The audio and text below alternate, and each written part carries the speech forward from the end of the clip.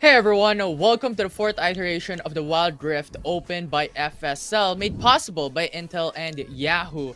And a lot of seasons have passed by, a lot of patches have passed Oh by. yeah. And right now, yeah, what are the biggest patch that we have seen for League of Legends Wild Rift? But before we proceed into the tournament, let me introduce ourselves. My name is Infinity, and beside me is Riku. Well, not physically, but on your screens, we do are.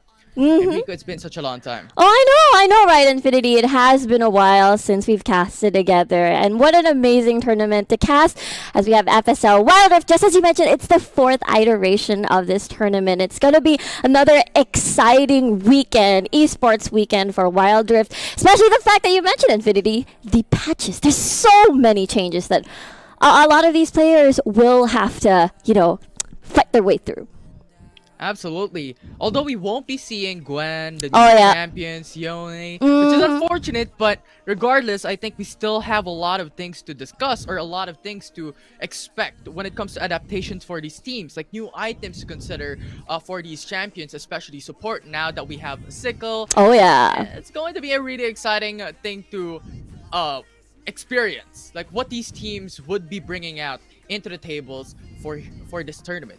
Yeah, because usually when we look at the off season, there's a couple of big changes. We may not be able to see Gwen or Yone anytime soon, but the items that you mentioned, I mean, we talked about in the very beginning of the off season, from the new boot enchantments to the new support items, and then you combine the dragons from a few months ago, the elder dragons. There's gonna be a lot more of that big comeback potential as well when we look at the later stages of the game.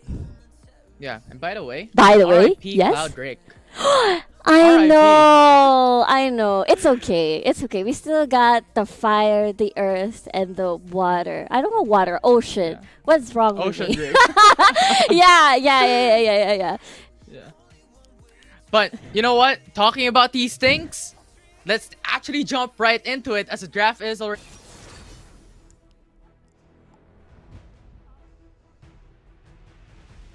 And right off the bat, we're looking at a lot of these strong bands so far. Olaf, very strong early game champion in the jungle. And Nautilus, one of the additions during the offseason that we haven't particularly seen a lot alongside of Pyke.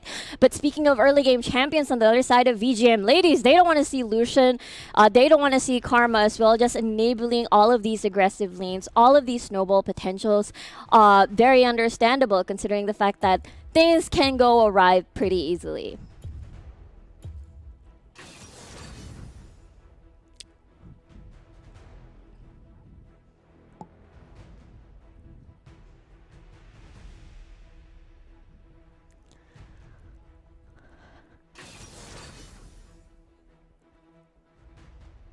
Yeah, I like this Jay's pick, right? Because there's a lot of, what do you call this? A lot of mystery in the draft. You don't know if that's Seto. You don't know if that's Rylai is going to be using that champion. So I love the flexibility and the mystery in the draft. What is the respawn by VGM ladies, though? Because Rakan, we talked about aggressiveness in the draft being removed so far, and Rakan is one of the options where they can utilize that. Whoa!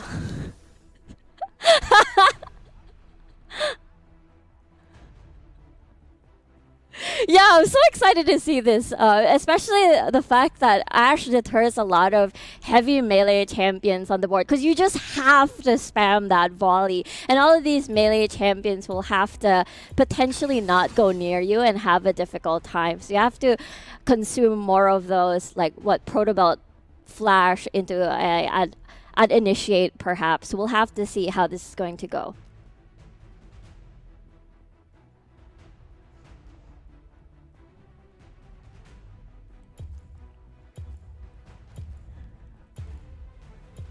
Yeah, none so far, right? That we're seeing a lot of these single target poke competition being formed by Talon Esports already. We've seen the Jace, we've seen the Lux, and there's that. Imagine, we talked about how it might be a little bit difficult to catch the Ashe, to reach the Ashe, but with a Vi being that answer. But now I'm seeing VGM having this Akali on the board, which means Akali's gonna have a fun time because look at Talon Esports, very squishy champions on the opposite side so far. Oh, definitely. And on top of all that, the AP items right now, you have the Rift Maker for Akali to be able to use. And on top of that as well, on top of the Rift Maker, right? Yeah. You also have AP items now being changed to be more of relying on that damage instead of having health stats on them. So Mm. Akali would be a really, really amazing killer on this lineup up against Talon Esports. And that's why now I feel like Lily will have two potential targets this time around. Will you focus your, assault on battery to remove Akali immediately, or you just go straight for the Ashe? We'll see who's going to be incredibly scary, either in the dual lane or in the middle lane from VGM. And now what is the, do they want to get something more tankier on the mid lane side of things, considering should. the fact, because Jace, either does Riley want to go up against Akali? Does Seta want to go up against Akali? We still don't know. So I love this response from VGM when it comes to flexibility in the draft as well. Yeah, and on top of all that, remember, Akali has been buffed just recently with Shroud being able to recoup a lot of energies for Akali in the recent patch. But with that said, Garen has been locked in by VGM ladies. I like this too because, again, this gives a lot of flexibility. Who do you want to go top lane or mid lane this time around? Garen is the ever not so dying champion. The reason why you pick that is just to not die and neutralize the lane. So either way, this Lux can be support, this Lux can be mid lane. But with this Leona hover and potentially lock, this is still a lot of mystery for the mid and top lane. I love the mind games between Talon and VGM at the moment. Yeah, absolutely. And it fills out the missing role for Talon Esports. They had the squishy champions in their first picks, but they're missing on the tank role. They're not having any front lines, and Leona will fill that up. I know! The fact that we're expecting Akali to obviously just dive in, Leona will be that primary answer. Because of how mobile an Akali is, Lux may have a difficult time landing those bindings. So Leona will be that big answer or easy execution answer to put Akali in place. Absolutely. And now I'm really excited for this matchup. You have Pantheon, you have Garen, you have Rakan, Akali. How would these changes from patch 3.4 be applicable on this lineup today? And Riku, I want to ask you, paint me a picture. What can we expect early, mid-game, late game for both these teams for this game one? Oh, I'm looking at VGM ladies right now. Level 5 is where it's at. Imagine Starfall and the Enchanted Crystalline Hour making proactive moves around, their global ultimate. So at that point, someone's going to get picked off. And that means come level 5, Talon Esports has to be careful. Because while they have a lot of single target CC, a lot of poke on their side, I feel like the team fighting power is where it's at. So they have to be careful when they find themselves isolated in a lane because a tower dive is likely, very likely to happen to be executed by VGM ladies. Yeah, I like how you mentioned those key points for VGM. You know what? I'll be repping the opposite side. I'm going for Talon Esports this time around. So we have a 1-1 type of setup here for the game one. And I'm really, really excited, especially with the buff onto Leona just in patch 3.4, having an increased CC on her ultimate. And going into this game one, we already seeing the new items being applied. 2 support items for the bottom lane. Exactly. It's the Lux and Leona being at the dual lane, and it's going to be incredibly exciting. But we talked about the potential challenges that a melee champion will have to go against an Ashe lane, right? Like, you keep spamming that volley. Jay would want to go near Mira, but at the same time, it will be a little bit difficult because of the slow. How do you get that Zenith Blade on the board? Of course, you'll need that level 5 first before you can CC chain your CC. Actually, this is interesting from Hades, because from patch 3.4, we all know that the adjustments made is that the first minion wave have increased movement speed, and this nerfed out the junglers rather.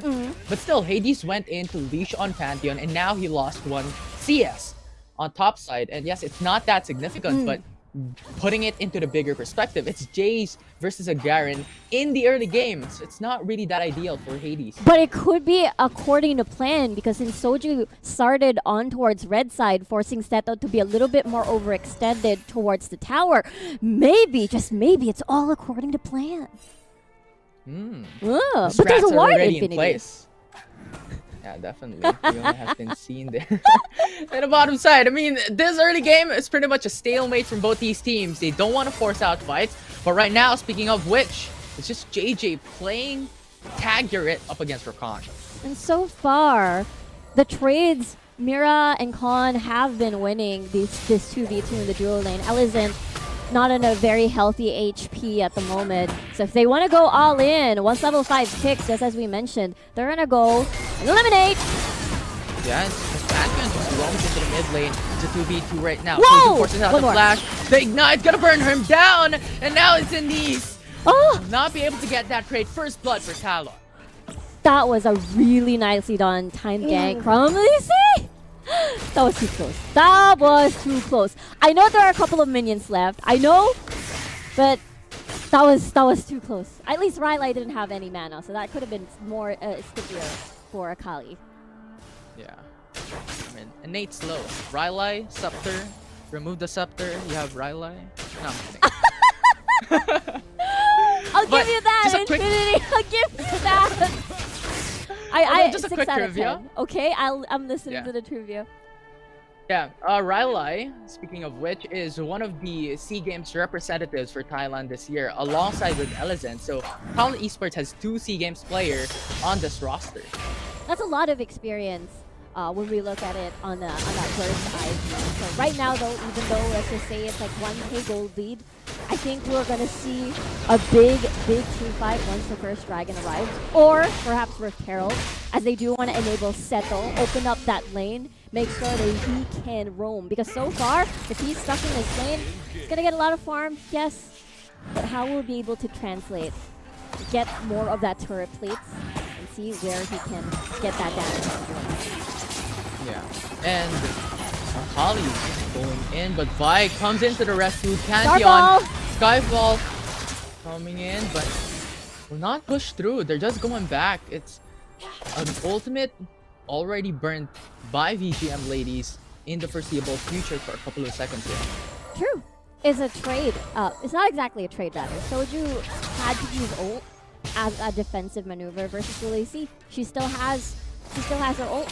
So at that point, I think she can still continue to gank elsewhere and utilize that. We talked about the Ashe's weakness of not being able to be as mobile. So we'll see if they're going to continue. Looks like that's going to be a no as Elizant's going to go back home. Yeah, and this is actually quite an interesting pace. You talk about Ashe, and I think one of the reasons why as well that Ashe has been an amazing pickup in the recent patch is because of Imperial Mandate. Like, her passive slows down the enemy team, so Imperial Mandate just automatically procs every single time. What if Cyril does Grudge after 3 items? Slow, slow, slow. I mean, that's indeed possible. I tried to make an item joke, but I guess it wasn't very funny, huh? No, it's I'm okay. too slow. Fine. I'm too slow for this. The fight coming through. Solar Flare after he secures a kill for Talon. That's the double, well, their second kill of this game. And with Hades dead, with objectives coming out, it's VGM having to stay put with a member disadvantage. So we talked about how continuously that the Rift Herald is incredibly important because not only do you get better map state, you open up, but as well as the early turret plates that will be incredibly important for those who you want to infuse the gold into or to open up the map to so that they can roam for your team. And so far, seems to be the plan for Talon, and it's all according to plan. The fact that they have more time to even go to the dragon, this is still a very healthy dragon Infinity. That will be half HP for the Mountain Grey. Talon Esports is already around the corner. They're going so in. VGM just has to respect this.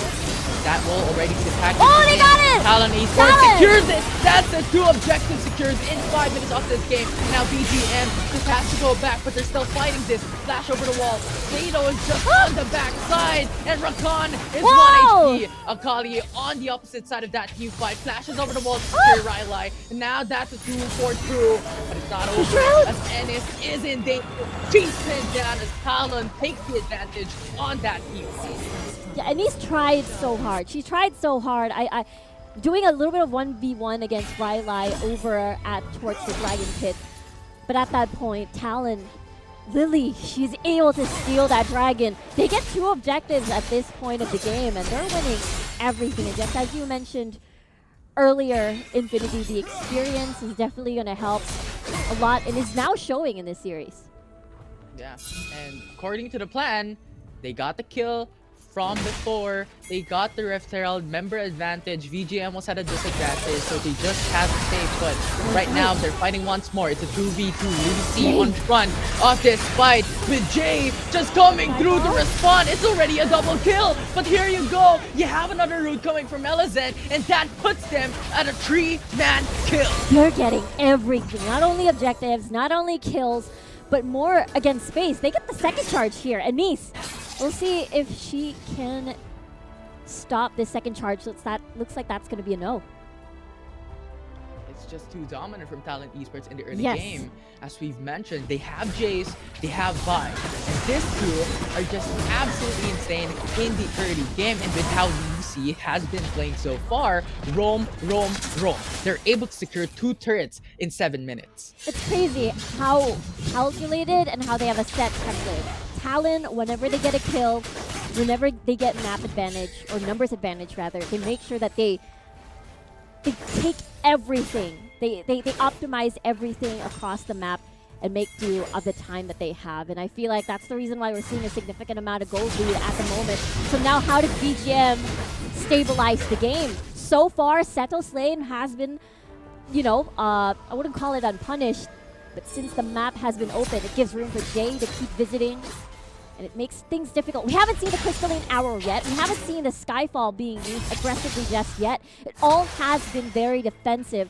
So now they have to push and find a way to get a pick before an objective starts. That's how they can stabilize the game. Yeah, it's very difficult.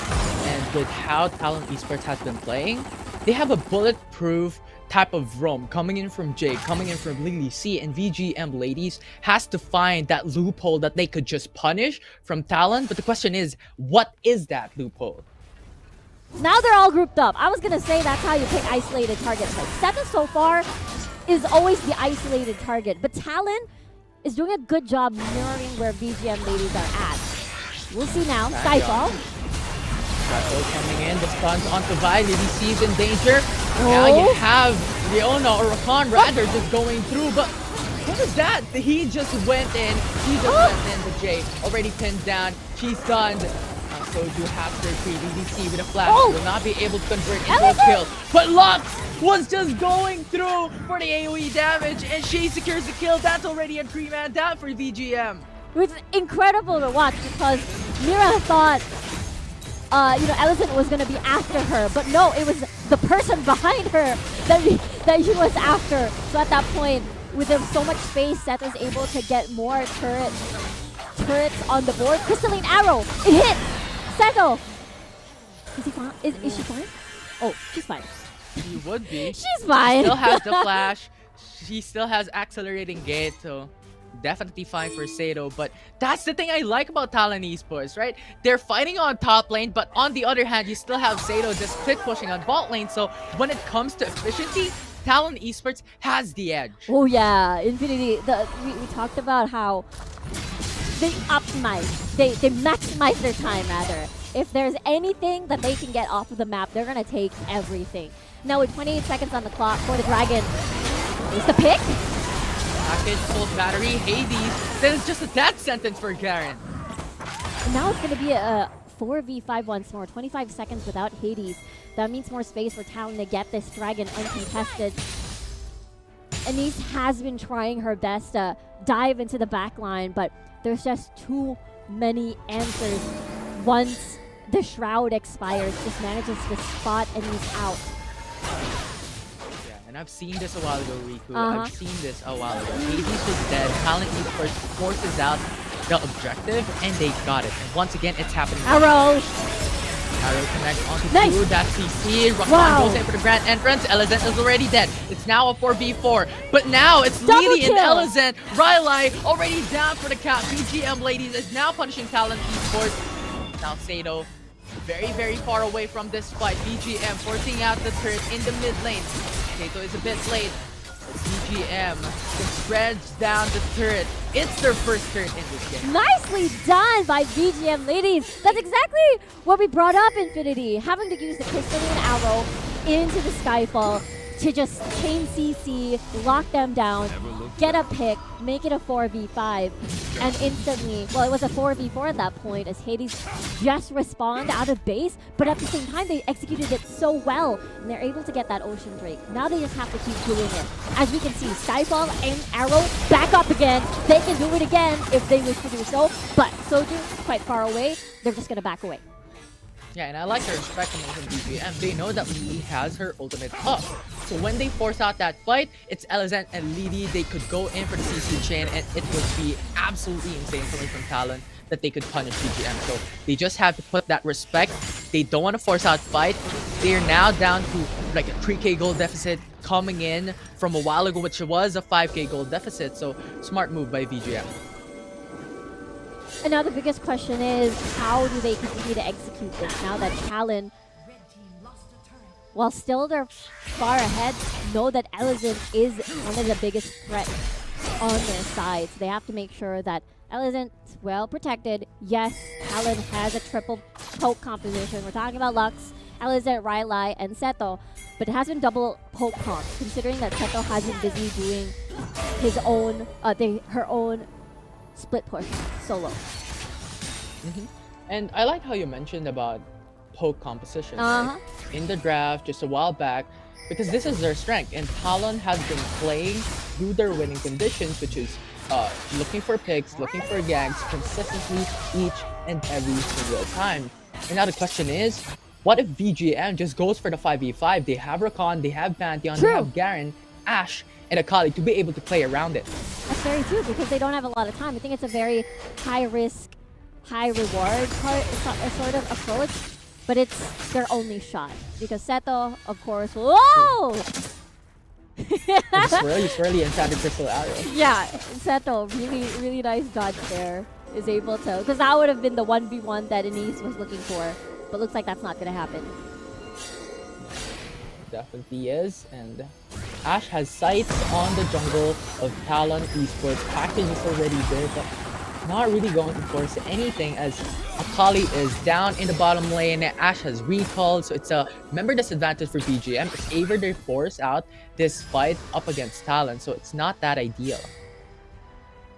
Yeah, I think the reason why VGM ladies may struggle when it comes to defending against the 1-3-1 is because they don't have a lot of options for wave clear. Their only reliable wave clear is going to be Mira as the Ashe. Anise has to go a little bit near for the shurikens to hit the wave. So now Talon, seeing as Seto is keeping Anise busy, they're going to try and use that Baron to bait things out. See? But they get another tower! Infinity! Yeah, it's an inhib!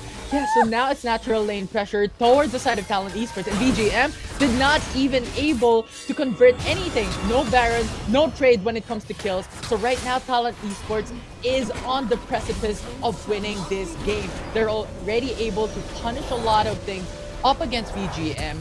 Inhib turret remaining in the mid lane. So at this point in time, VGM has to cling for the hope that they can make a miracle play, secure the Baron, and able to punish Talon. It's possible. We saw Soju, Mira, double tag team their ults. As long as these ults connect, they have the potential to take this game back. Now with the Infernal Drake now spawning, but just as you mentioned, Infinity, natural lane pressure accumulating on the bottom side of the map. So it will be a bit difficult to take their time now if they want to try and make plays. If they're going to make a play, they have to do it instantly. No hesitation, just gotta go. Yeah. And this is just the optimization that we talked about a while ago, right? Uh-huh. Talon Esports consistently have this 4-man going into objectives, going in for gank, while Sato is just there, just making VGM stuck in a conundrum. What will we do to be able to keep Talon away? But if they go to Sato, Talon's gonna be able to secure that Baron. True. If they go to Baron, Sato's gonna be able to push. Yes, because that lane is open already. They know Infernal Drake is happening here. Seto's gonna keep them distracted. It's an objective trade coming in from both these teams. Looking like VGM wants an Infernal Drake. Well, Talon is going for the Baron, but Akali is there. Woo! And he's is just wanting to Take out the dragon. make Talon Esports be punished. But Assault and Battery already forced out. Ennis has been melted down. And that is a 1 kill for Talon, but Infernal Drake for the side of VGM. Yes, minor good news.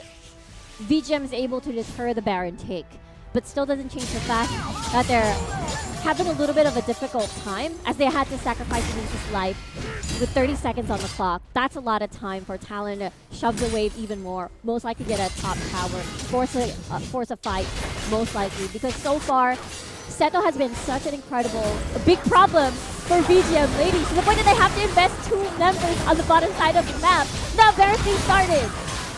Flash has already been forced, Sato is already down. Now Settle down. 4-man from Talon Esports going for the Baron Nashor, while VGM has Pantheon, has Ash, going to defend, going to contest this Baron, but still a very difficult time. Skyfall already has been forced into the Baron's pit. They're going to fight this out. It's 1 game, and VGM has stolen the Baron towards their team. This is the miracle play that they're hoping for, but the river has been tainted. The blood of VGM. 2 men already down, and now it's Ennis jumping over the wall. It's Lux, it's Alizet forcing out the back. She's getting but it. you cannot run. It is VGM. 4 kills in that fight. Beautiful steal by Soju, is able to time that Skyfall perfectly. And the fact that Talon had to basically retreat out of the Baron pit. They were scared because they don't know who's gonna get stunned. They don't know who's gonna die.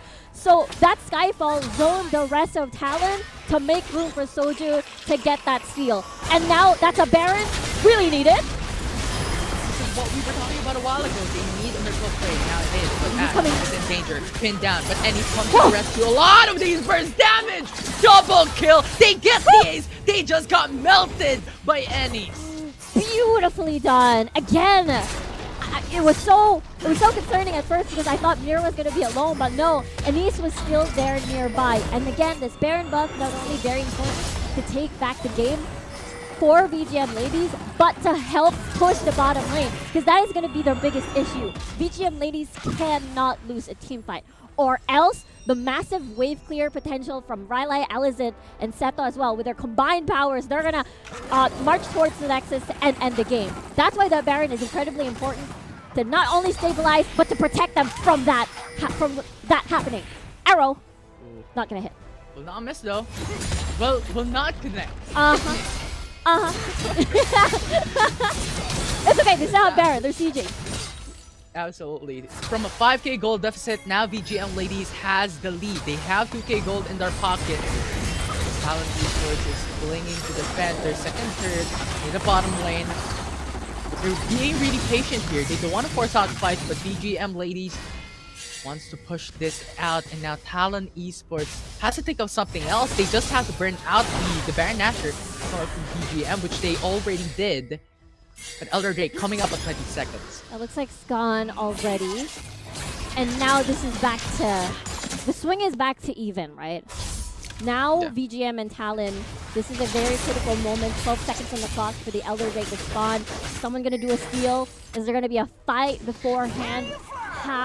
Whoever secures this Elder Drake will win the game. And look at Talon's positioning right now. They're looking for someone, a possible isolated member, to go near, maybe 2 of them, to see if they can get a position in the Elder Drake. But that hawk shot is there for information, which makes it incredibly difficult to do party brushes against VGM.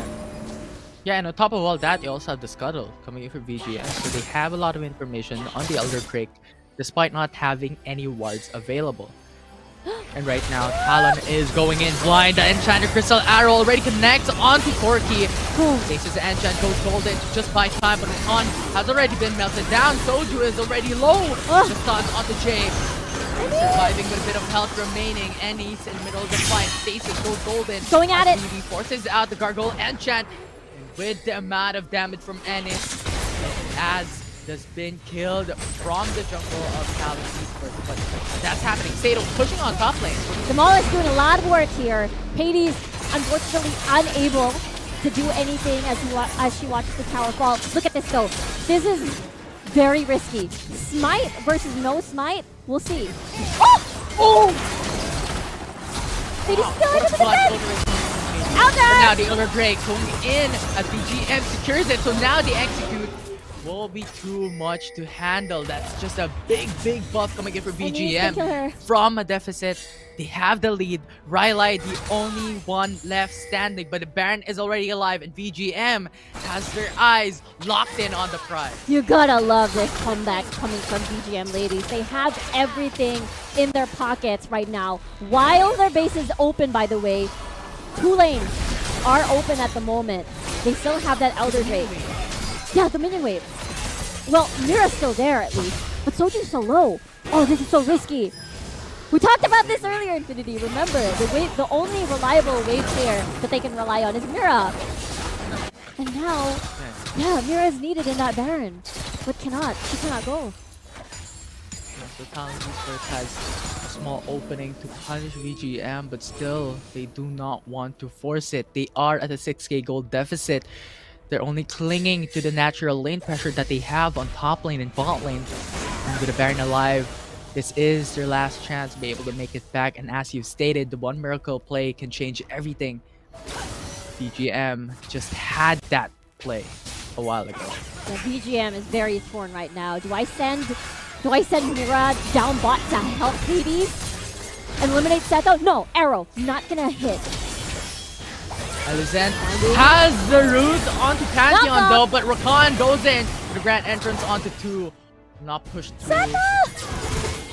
Sato is in danger. It's Ennis and Hades will be able to punish, but now it's Talon Esports having a bit of time opening to go for that Baron, but Mira is here. Pantheon, Rakan is here as well. So a very dangerous spot as BBC forcing out the flash already. This is a deficit for this team fight alone. And now it's Rakan just jumping over the wall with a flash. Rakan's very low though. They cannot force it as well. It is a 4v5. This is very intense. You've got VGM ladies having to keep their eyes open for 2 lanes to make sure that Seto isn't there destroying their base, even backdoor-wise. And meanwhile, they also have to look at Baron because Talon is basically taking Baron hostage. They lose Baron, they lose the game. And Talon, they've had an early lead, a very significant early lead earlier in that one fight, that one pick by Mira and Soju changed the tides of battle. That steal from Soju changed the tides and is now a very difficult game for both of these teams. VGM able to defend this incredible amount of pressure from 2 lanes. Where will Soju fall? The Pantheon just faced it, and that is the wrong move. And now Soju is dead. There's no jungle from VGM. TPs are coming out. It's a TP for TP. Hades coming through. Sato is there as well. TP's in the front line, but will that be enough? There's really not knockup coming in for Rakan. It's going to be massive, but Sato is low. VGM is at a member disadvantage. They cannot also force out this fight. And now Talon Esports, they go for the reset. And now they could punish VGM right after. That's 28 seconds on the clock more or less without their jungler, just as you mentioned, Infinity. So how will they take advantage of this time? As we look at Seto, he's moving towards the bot portion of the map to see if he can 1v2 because she has been doing that for the past, 10 minutes of the entire game. She can do it. She knows that she can gather a lot of pressure at different points of the map. As we can see, VGM ladies, they had to invest 1 member, 2 members to deal with Seto. That means less members to deal with the Baron. And right now, Kali is making some plays happen, going through. One strike coming in. Assault and battery onto Akali, but Akali is just too tanky right now. As of the moment, she has already been popped. So 1 Lily. second life, but Hades coming into the backside. Dimension Justice onto Lily. See no jungle to Seto. Talon Esports. But look at Sato. He's going, or she's going into the Nexus. Going for that punish, but instead, a great end coming in from Soju, making it back. So it's already at 2 kills for VGM. Now at an 11k gold lead. It's crazy because Infinity is the first game and first series of the day. This is so intense. Now it has been a very big ping pong back and forth of junglers dying, and now with, you know, while the lanes are towards VGM, they're still able to get this Elder, which means fighting power at the Baron buff, fighting power when Seto is going to do the split push. And now 18 seconds, 9 seconds before 2 members of Talon responds. So far, it has been people being substituted for like, okay, you defend. Okay, I'm the one who's going to defend. I'll join you in Baron. We'll see if VGM is able to secure this or not. This is how they can win. Yeah, this is the last chance for Talon Esports, because if they don't, VGM has the Elder Drake and a Baron after this. So they have to force out this fight. And now, Talon going in for the Solar Flare. Will not be able to connect, but Soju going in for the stun onto one. Gargle Enchant onto Jay. And now with the Dimension Justice, supports are already gone. Ennis with a TP coming into the river. And now Ennis with the Elder Drake. Just execute each and every single one for Talon. Will not force out a fight though. 2-man already down for Talon. They're TPing into the base. They're going in for the back door, but instead there is 2-man as well for VGM. Now with the arrow connecting, that's a stun onto Ryan Light. Lady C is already dead. Sato is dead. That's the ace for VGM. And while the minion waves are very busy on the base of VGM at this point, that's 40 seconds on the clock for Mira to do some work when it comes to pushing the waves, because while they do not have the Baron just yet, they have the fighting power. Now the biggest question is, will Talon Esports have time? We talked about how it's very difficult when it comes to wave clear. Talon Esports wins this. And I like this call from VGM. Let's not force the push. Let's get the Baron while Talon is gone and use this pushing power, this Baron power, to not only push, but to defend from Seto later on. Those are so low, by the way. Guardian Angel might get popped here. Is a really scary position from them, but still with Elizabeth and Jay, the only one left for Talon Esports to be able to contest, they're not going for it. So now VGM has the Baron buff along with the Elder Drake. We are Infinity. We are currently at the 28-minute mark. We are on our way potentially to a 30-minute game. Talon's game plan right now is to take advantage of the fact that there are 2 lanes shoving in their favor, bot lane and top lane. They're going to take advantage of the fact that they have an incredible amount of wave clear. Corki, Lux, crazy wave clear. Versus what VGM has is just Mira on this Ashe. So at this point, they can slow and turtle the game and then let Baron expire, let Elder Drake expire. It's so intense. The way that Talon, the way that VGM plays, they're being tested, all of them, right now with their mental fortitude. It's crazy. Yeah, and when was the last time we saw a 100k goal True. for one team? True. It's been months. It has and been right now, VGM has 107k gold in this game 1, and we're just on the beginning of Wild Rift Open 4. Yes, it's the first game of Wild Rift Open 4 and the first series of the day. Arrow.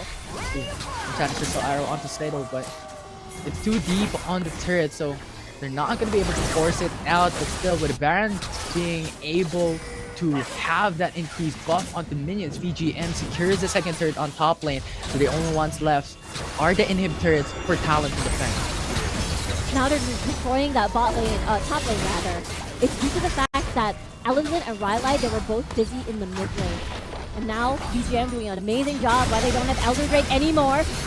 Going in! Oh, now they're going in. Rakam with a grand entrance. Oh, the stun's coming through for Soju. That's a follow-up. This is the chain. You cannot hide. Well, you cannot hide. You cannot run. That is VGM ladies just pushing through and forcing out the fight. Sato, Rylai, already very low. They're already down. Now, Pantheon going for Stasis. The buy time flash back away. They have already secured 3 inhib turrets. And with the Elder Drake alive, they have to go back. Because if they secure it, they're gonna be able to win it. Oh, yes! Arrow again, just to scare Talon away. But this is it. You're right, Infinity. This is it. This is the time for VGM to get this concrete comeback. They've already held on so much into this game, taking away Talon, able to come back rather for the entire, as the entire early game, Talon was able to get that early lead. And now all sides, all lanes of Talon is now open. They have a lot of space to work with to get this Elder Drake once more, get that fighting power advantage, to gain more of that confidence, to storm the base of Talon. This is it, Infinity. This is it. It absolutely is. Hades, I like what she's doing. She's just pushing on top lane, just put in the extra pressure. If they get the Elder Drake, what the Talon Esports has to take note of. But look at the resets coming in. I think VGM really wants to force out the Elder Drake later on. For sure. It's very critical at this point. As we can see, there's a lot of teleports on the side of VGM ladies, very ready to teleport in and storm the base of Talon. And meanwhile, we've got QSS's, more of that tankier side. Seto, of course, more on that teleport to see if she can push that wave elsewhere and open up an opportunity. If Talon wins a fight, by the way, they can still take this back. 160 gold! This is insane. Fight in the mid lane. And right now, look at the VGM going for Skyfall, going to entry on that fight front lines, but GA already been popped for any, so that is a utility already down. But look at the damage from Lux. The final spark just places Ash's HP into a very low state, so they have to still respect the damage coming in from Talon Esports. And as of yet, once again, a stalemate for both these teams. A win on a clash wins the whole game. Absolutely critical. Both of these teams have been clawing their way back and forth. It has been very ping-pong. Talon won the early game. VGM took it back, getting steals, winning skirmishes, and now they're finally able to open the base of Talon. And Talon so far has been holding on to it, making sure that they can finish what they started with that early game lead. Now they're starting this Elder Drake. Now VGM is far away from this Elder. It's already out HP Infinity. How will they be able to go to the Elder right now? Tojo has ultimate though. Tojo has ultimate. Can she? But the thing is, She's can going she in. make it? Now She Skyfall can. coming in, but will not be able to go through. Talon Esports secures the Elder Drake. No steal coming in. And now VGM has to scour away. And they're forcing out that fight. The Elder Drake is such a huge buff for them, but Hades is coming right through around the corner. This is such a difficult time for both these teams. Already lost one member for both. This is so intense. And you gotta love Seto here. She's just standing her ground, making sure that she's doing her duty as that top lane split pusher, making sure that every single time there's lane pushing slowly towards VGM as an access for them to finish the game. Because so far, VGM ladies, Talon Esports, they don't want to let go. We are at 33 minutes already. We've seen 3 Elder Drakes. Correct me if I'm wrong, Infinity. We have seen 3 Elder Drakes. We've seen 3 Barons already in this game. It's been so intense. Can we make it to 1R? No, kidding. I mean, we could. Wave clear. It has been fights here and there. It's just who will let go first? Who will be able to break one or the other first is the biggest question.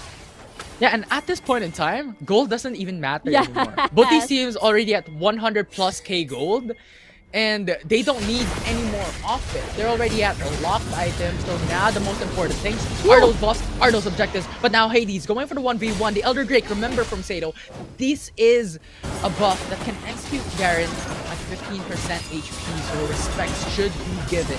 But DGM has the information that Talon's just starting the Barons. You gotta be careful. Sato has been continuing to push. Solid battery onto enemies, but a bit too late. Rakan going in for the quick peasant grand entrance. Readied up, BDC. Gold Breaker will not push through. Talon Esports playing this very slow, but look at the minions from top, from mid, from VGM.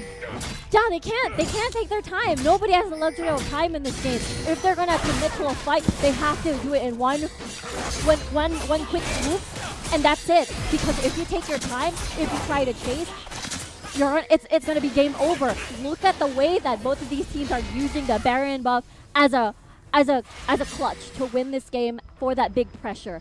And now, both teleports have been consumed, by the way. So I'm curious to see what is the game plan now for both of these sides, because teleport already on cooldown, so they might consider switching into a more team fight reliant enchant. We'll see if they can get a pick. Jay spotted. Oh, Enchanted Crystal Arrow on Jay. We'll go for the Grand Entrance. Now picked up. CC Chain is going to be good, but not good enough as Jay's just too tanky. Not the great option when it comes to getting pickoffs and getting ganks secured through for VGM. Talon, you gotta be careful here. Anise? They're going for the flank. Catcon with a Skyfall into the backside. DDC uses up the flash now. Stuns Whoa! onto LZ.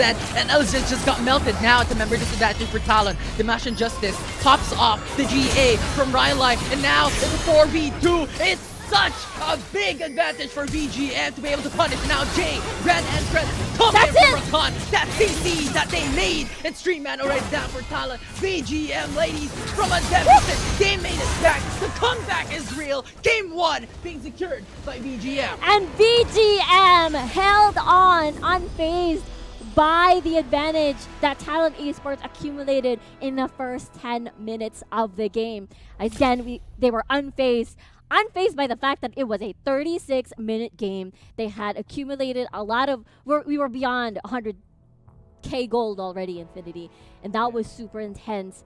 The way that VGM ladies played that so patiently, the way that they utilized both the arrow and the Skyfall to not only get steals, but to get picks and dive into the backline, because Talon Esports' composition was a lot of backline carries. The Lux, the Corki, and the way that they defended the base, the way that they find these fights despite having the map stay to their disadvantage. They had two towers already gone in their base. They're still able to come back from this game.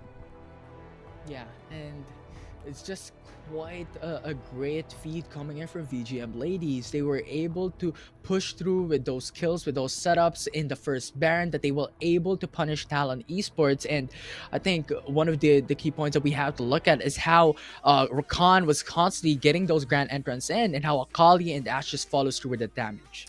Yeah, I love the coordination by VGM ladies. They know who to target, they know who to prioritize, and again, the way that they are able to use their ults to make sure that they get access to the backline, because that's one of the most difficult things, because they've got Lux and they've got Corki, which are very long-range champions. So at that point, again, they did it so amazingly well. Their patience, the way that they stole the Baron while surviving and making sure that Seto doesn't destroy their Nexus while she was split pushing. Yeah, wild first game of our tournament, right? A wild first game. And can we expect 40 minutes later on? Can we expect 50 minutes later on? Anything can happen at this point. We'll see. Yeah, we'll see. As we're gonna take a short break for now. I'm Infinity and this is Rico beside me. But don't go away, because it's such an exciting moment for Wild Rift Open 4. Welcome back, everyone, into the Wild Rift Open 4 by FSL, made possible by Intel. And yeah, well, I'm Infinity, and beside me is Riku. And you know what, Riku? Our games might be long, but our breaks are short, because we are back for Game 2. Yeah, absolutely. The action never stops here. And for those of you who are just joining us today, just now rather, it's we witnessed a very intense Wild Rift 36-minute match between VGM ladies and Talon Esports. I know. And here's the kicker. It's a BO3 series, so that's just the first game. I mean, it's all about, it's also about that mental fortitude, right? Like, after that 36-minute game, how will you reset? Especially the fact that Talon Esports was able to get that early lead in the first 10 minutes of the game. And with that said, will we see a game number 3? Because it's so intense. We could see more of these very intense defense games. Yeah, that's definitely possible. And on top of all that, right, on top of their 35 minutes game, they have to think about what is the draft for the next game. What will be the bans? What will be the picks? What will be our strategy? Because that's everything that's going through their minds, right? What will be our strat in the next game? Are we going to go for the early game once again, as Talon Esports did just a while back in getting the early lead? So those questions will now be answered as we're heading into the draft. We'll see if there's any sort of big differences from the previous draft, game number 1. And now looking at the draft now with game number 2, it's not a lot of differences except the fact that Garen is now banned, most likely against Hades in the mid lane, and now Lux against Alizant in the duo lane from the previous game. So now every interesting things will be open. Now Wukong is now open. We'll see if that's going to be picked up by the side of Talon Esports. But Jace, not going to be in Seto's hands anymore. Yeah. I think what Talon Esports wants, since Seto constantly just goes for the split push, he wants a more dominant late game champion or mid game late game champion that can be able to 1v1 quite significantly. Because a while ago, Seto was split pushing, but not too much when it comes to the late game as compared to a Renekton. So maybe that would be their answer, to go for some split pushes once more. But Jason Wukong though, locked in by VGM ladies as their first 2 picks.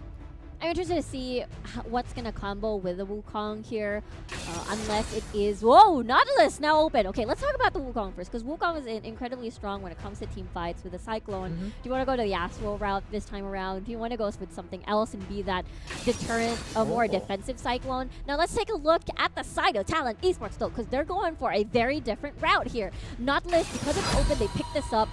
It's quite similar to what we saw with the Vi earlier, with a single target knock-up, but this time with a lot of team fight agency, continuously getting that auto attack in to make sure that people are stunned. And now with the Black Shield, do you want to make sure that someone is going to go crazy? Are we going to see a Hyper AD carry to receive that Black Shield? Are we going to be seeing, I don't know, Jax? Are we going to be seeing a Vayne perhaps this time around? That's indeed possible. You also have Kaisa available for this game. And we haven't seen a Kassadin yet. Akali's still open. So a lot of champions are still available for both these teams. And I like how you mentioned about Yasuo a while ago, because in patch 3.4, the scaling of Yasuo has actually been increased from like a 2.65 to 3.6 damage scaling or attack damage scaling. So that's indeed possible, especially that they've locked in Wukong and Nami in the same lineup. Yeah, that's a lot of knockups to proc that ult coming from the Yasuo, so it's very highly possible.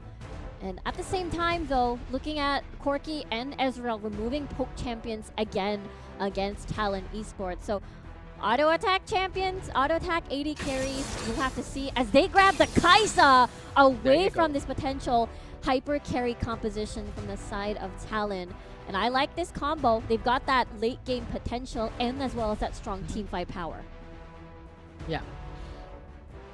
So this is going to be an interesting scenario. Once again, VGM, I think, is relying heavily towards the mid-game, late game of their composition. But instead, with Talon Esports not having the option to go for a Kaisa, Vayne, or Varus rather, will be that option as well. Similar to Yasuo, his attack damage scaling has been buffed. It's very interesting because it feels like, okay, Morgana is going to put the Black Shield instead, either mid lane. No, it's going to be a Veigar! Veigar! This is so good because when we look at the composition of VGM ladies, they're quite squishy, except to some extent the Wukong. So if Veigar is able to get a stun on someone, get that ult down instantly, 4v5, incredibly strong burst champion right here for Talon Esports. Oh, wait. I was shocked. I was like, is this going to be a Nautilus jungle? Oh, Morgana jungle? Renekton jungle? Morgana jungle instead. Yes. Because the thing about the jungles at the moment for patch 3.4, for some reason, jungles has now been nerfed. Right? You have the Scar's Bloom from 25 seconds to 45 seconds. The Sunfire AG's already been nerfed as well. So a lot of nerfs onto the jungle. So Nautilus will not be that option to go to the jungle, but instead going in for Morgana. But you know what? Moving on from jungles. Yes. Paint me a picture here, Riku. What do you expect? What do you think about both these drafts from both these teams? Talon Esports. Single target everywhere. As you can see, the Nautilus ult, single target, binding, Veigar ult burst. You got the chain of corruptions. Yes, big. It can spread onto different enemy members, but of course, your mission is to lock someone down, and these tools will immediately help Talon get that big 4v5 in. and perhaps they can activate that before objective spawn, and that's how they can get that early lead once more. When we look at the side of VGM ladies, there's a lot of late game scaling potential in a not an AP form like the Veigar, but in AD form like this Kai'Sa, and as well as the 4-1 split push that we talked about.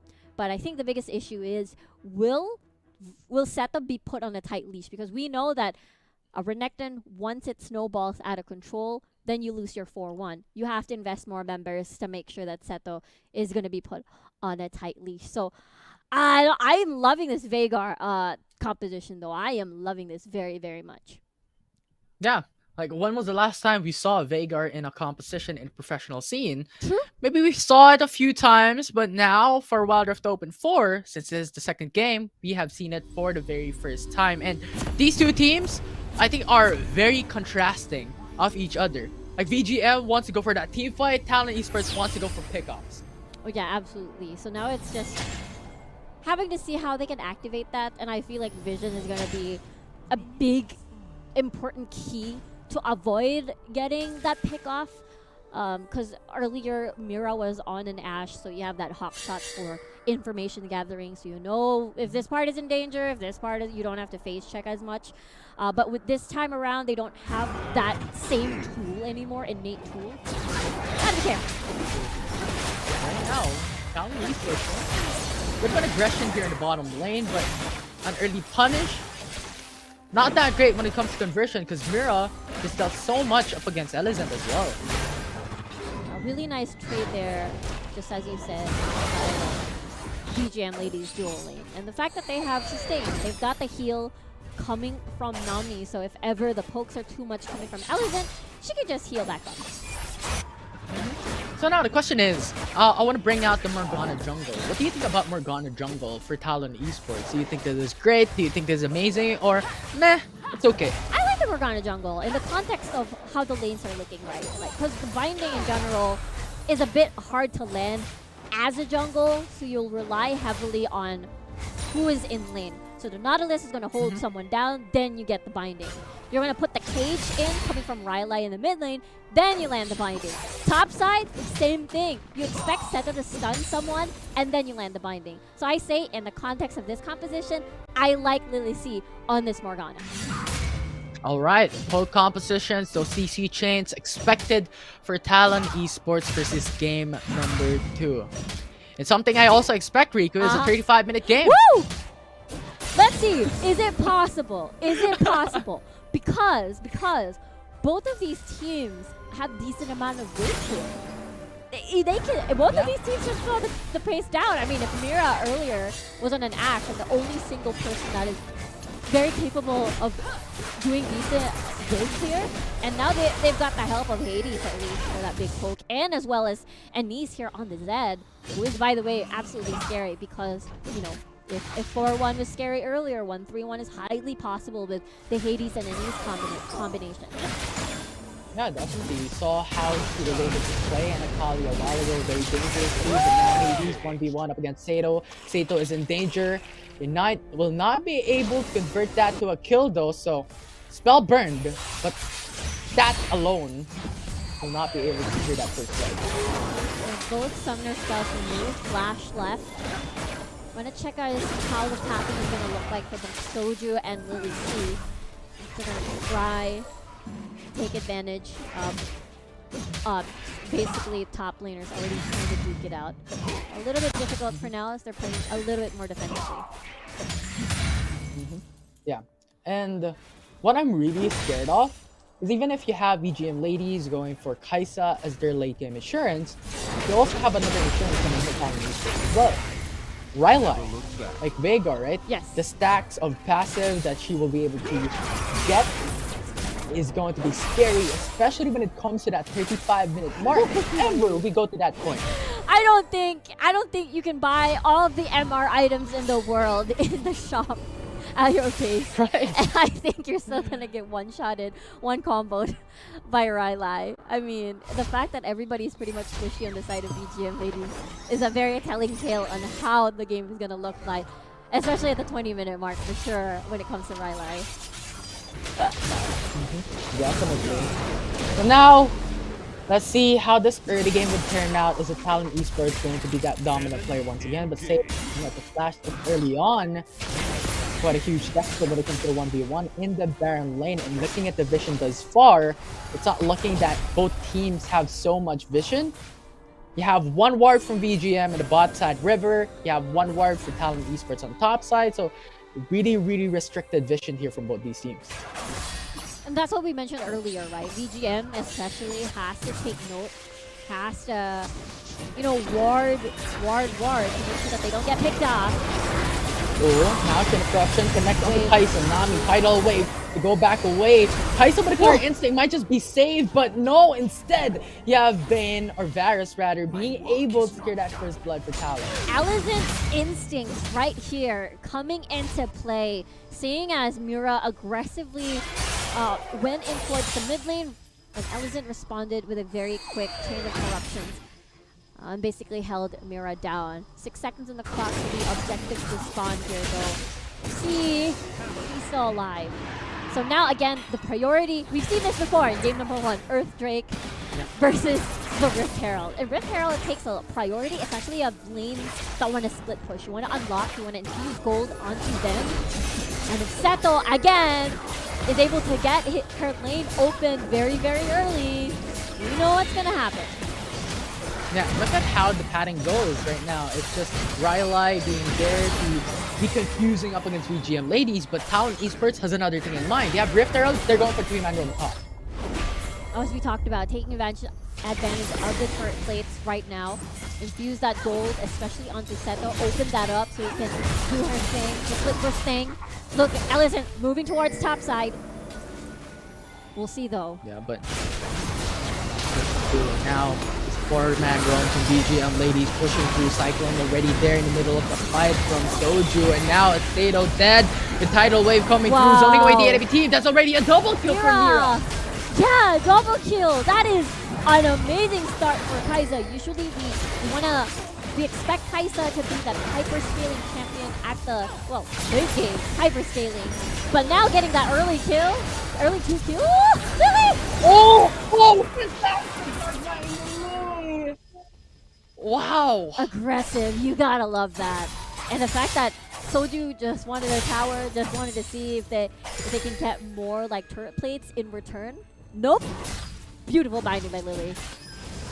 Yeah, it's fantastic trades from both these teams, and so far we don't see a single team being very, very dominant.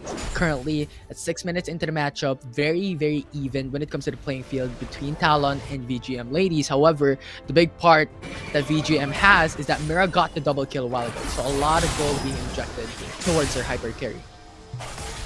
And I think that's very polarizing when you look at these two compositions, right? Like for the early game, at least Talon wants to infuse all their gold onto Seto, so Seto can do 1-4 like we saw earlier in game number 1.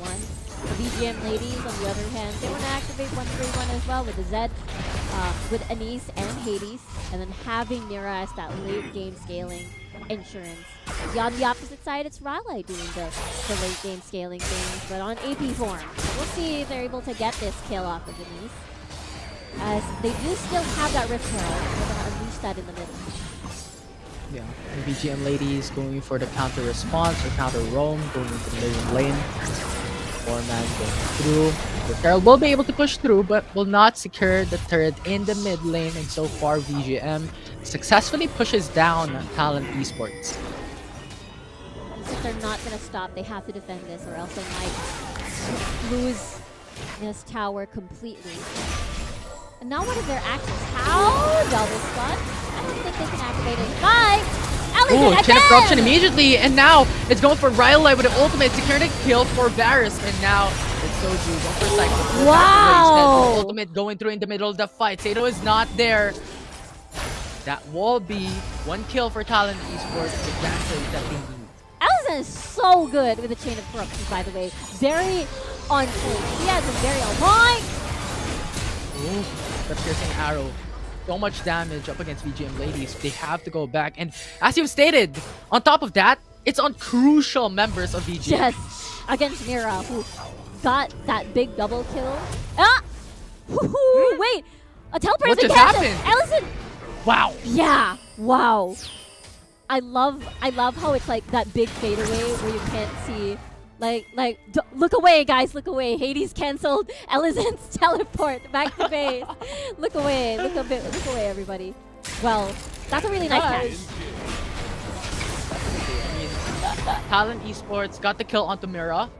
It's a good thing they got the kill onto Elizon as well. That is very, very important. They get the trades consistently. They have an even level playing field on this matchup. Told you! Danger inside the cage, uses up the Cyclone to go for the knock-up, but you really can't run away from that. You're stuck in the middle of the fight. And now it's Talon Esports going for the Rift Herald with no jungle for VGM. I think at that point, whenever you see like the Nautilus, a Veigar, and a Morgana, you get CC'd once, you're gonna get CC'd forever. So it's like, oh well, I'm not gonna push any buttons anymore. Like, I know this is it. Right. I'm gonna get sent back to base. Just stay still. Yeah, you gotta stay still. It's just endless CC for Talon Esports Right. composition. And now Infernal Drake has spawned, Soju now back in action, but so far Talon has been doing an amazing job utilizing and taking advantage of the composition that they have, and Rylai has Rabadons. If the ult didn't hurt before, it will hurt even more.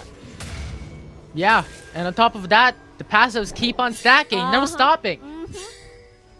Consistent damage being increased from Talon Esports, and as I said, the Wale with the CCs are going to be obnoxious for Talon up against VGM. So we'll see how this will turn out as the fight already occurs. One down already for VGM, as Rylai will be able to secure that with the ultimate already being burned. Now the ultimate coming in, and he's onto Jay. With base 2 tanky, that's not enough to punish. Ignite, pick, going to burn. Morgana here on the sidelines faces Enchant, will still be alive, but still Mira will be able to secure that kill. It's a 2-for-1 trade. But guess what? Seto is at the top lane, split pushing, doing Seto things once more, opening up the map, taking advantage of that map thing. Rylai still alive, Elizon as well. So they're gonna force away Mira and Khan away from that dragon. Means that Talon not only get top lane power, they also have a chance again to test this Infernal Drake. Shockingly enough, it's not just one turret, it's not just, you know, half HP for the tier 2 turret, it's the whole turret being broken down. Everything, Infinity, everything. And this is why it feels like when you're up against Seto, and now Seto's on a champion that has a lot of agency to just keep split pushing, right? Like we saw her back in the Jace, and now she's here on this Renekton, which has a lot of early game prowess. It's tanky, can fight up against assassins, at least at this point of the game. Is able to rack up a lot of farms. Gonna get spotted by Redemption here. Oh! Hades! Like the cage, the stuns coming from Kato, the CC chain is flawless, and Hades just can't run. As soon as that Stasis goes out, he's gone. Elizon, very aggressive. Coming in from Jay, the stuns coming through. There's just no running coming from Talon Esports. Their top position with so much CC, able to get 3 kills already, and now they're looking for the tier 2 turret mid lane. They get it. They get it, and they get another kill, Infinity. They're going towards this inhibitor tower. It's just too much. Now VGM ladies only has Nami left standing alone. Hades coming through, but too late. Talon Esports already opened up the mid lane. Inhib turret down. And they will get the Infernal as well. Again, you're like, basically VGM ladies is forced to get QSS, Enchant, time and time again, all 5 of them. Because again, when one hits, it's game over. You will instantly fall. You will instantly see a gray screen. Cannot move at all. Seto now picking up a teleport enchant. She's gonna do Seto's split pushing thing. Just gonna keep, again, aiming for that inhibitor tower, just like she did earlier. And we'll see how VGM can slow down the game if they want a double back-to-back comeback. Because so far, while they're struggling at the moment, we've seen them come back from a huge deficit, from a huge map disadvantage. Oh. Now Elizon is in danger, and using the ultimate onto Varus. Good Stasis Enchant, Chain of Corruption will not be able to root down enemy teams. VGM ladies safe back under their turret. Can't take their time. Seto already making her moves again. very close to the top lane tower once more. And Talon, very smart, not even using the Infernal Rig just yet. They just want to take these towers down. Yeah, they're forcing it. The objective is going to be very important. Wukong stun coming into the cage. And that's just gone. When you are stunned, when you're CC'd, you just have to say goodbye. Yep, that is tough to get CC'd. But VGM's response though is trying to get towers in the mid lane, but they have no way of trying to defend this unless they're done. They're seeing a lot of these towers go down quickly, and Talon is going to be happy with that as they do have enough space to get this done again. Yeah. And even if you get the tier 1 turret in mid lane, what does that cost you? Costed you 2 turrets in the bottom lane, then if turrets gone in the mid lane, top lane, 2 turrets already gone as well. So it's just too much to be able to just come back and creep your way back in. And up top of that, Imperial Drake already secured by Talon as well. Yeah, it feels like VGM Ladies is once again tested by not only the wrath of Seto's split push, but as well as their base defending capabilities. We've seen it in action in game number 1 to the point that we saw 36 minutes, and then they're able to win and take back the game against Talon at a deficit again at the early game. So while I say it is highly, highly possible that it could happen again, but it's very solely reliant on shutting down Seto, but he's very difficult because he is on this Renekton, quite tanky, quite scary, quite painful. And the fact that Baron and Elder are back in action again, so this is the ping pong that we could potentially see. And now the biggest question is, going back to Seto, who can deal with her? Do VGM Ladies invest 2 more members again, like what they did in the previous game? Is it going to be Hades? Is it going to be Anise? And I think that's the biggest question now at this point. Yeah, they have to. I mean, at the moment, Seto is unstoppable. You just have to send 2 members if you want to defend. But if you do send 2 members, you're gonna leave an objective hanging on the opposite side of the map, which is the Baron Nashor. And Seto is just doing so well, as you stated a while ago. The optimization of Talon Esports is phenomenal. Right now, Lady C going for the ultimate onto Soju from Jay. Will be able to knock him out. But still, the information is crucial from Talon Esports. They know that the jungle, the remaining of VGM Ladies, is on top side. So Seto is free to roam. Yeah, they were aiming on Soju's life, the jungler of VGM, so that they can get that Baron buff. Well, we'll see. No ult so far, but look at Jay's ult! It's gonna be back up in just a few seconds. They can try again if they want to. Yeah, what's this? That cooldown is insane. Yeah. Considering Talon's composition is crazy of basically stunning CC locking you forever and ever. Yeah. So we'll see. They can try again. Will Soju show herself? Oh no. She's treading carefully They just here. showed themselves. Yep. Yeah. And right now, VGM Ladies is looking to go around the corner, but just can't do that up against Talon Esports, especially up with a 7k gold deficit from VGM. Flanking up against Talon Esports is going to be a difficult moment for them to be able to do successfully. Yeah, because again, I feel like the reason why Talon is incredibly careful is because of what happened in game number 1. They're worried that VGM might swing everything back into their favor once more. So there's an extra carefulness and there's that extra tactication to make sure that the lead that they have, they take care of it, and then they just let Seto do her thing. And as we can see, Rylai 505 right now. Rabadon's Void Staff, every single powerful thing on Rylai's capabilities to burst someone down. Oh, the stun connected! And now the ultimate coming in from Jay, but too far ahead coming in from Zed. Clutch on that Shadow being able to go back to safety, but we see Dark Binding, uses out, forcing out the flash coming through, and now Jay roots down onto Kaisa, forcing out the stasis and just by some time, Kin of Corruption going into the AoE route, connects onto a lot of people. Mira's still alive, going into the back end. That's just a miracle, but instead, look at the remaining members of VGM in danger. Nami very low, and Rylai pushing through, getting that kill down. It's already a 2-4-2 trade from both these teams. Will they try to end? That is the biggest question. No, looks like that's going to be a no. Not going to be enough. 2 members down, but that means more space to get towers or Baron at this point. Because at least Baron is up, right? If Elder is up in a few minutes later on, that's going to be, I feel like, VGM's angle to basically push and pull you across the map.